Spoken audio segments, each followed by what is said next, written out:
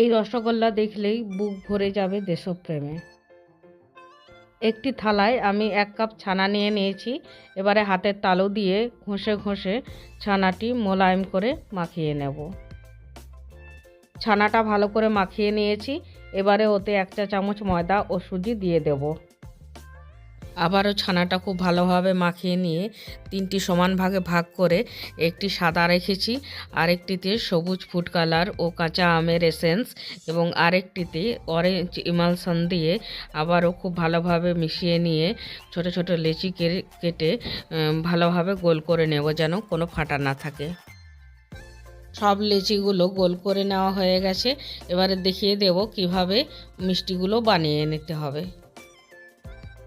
3 রঙের বলগুলো একসাথে নিয়ে গোল করে নিলেই হয়ে যাবে তিরঙ্গা রসগোল্লা।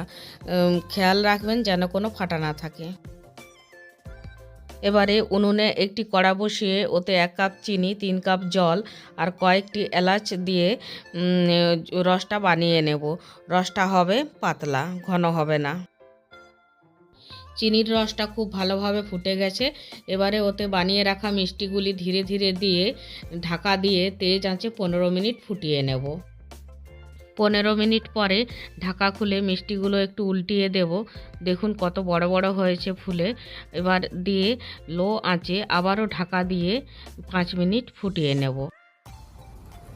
5 মিনিট হয়ে গেছে, মিষ্টিগুলো তৈরি হয়ে গেছে। এবারে উনুনটা বন্ধ করে ঢাকা দিয়ে আবারও রেখে দেবো 5-6 ঘন্টা।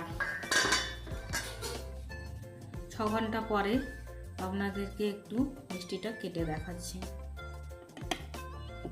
দেখুন রসে একবারে টইটম্ব।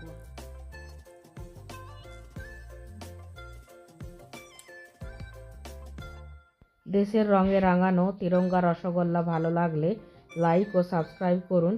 পুরো রেসিপি দেখতে চাইলে ডেসক্রিপশনের লিঙ্কে দেখে নিতে পারেন।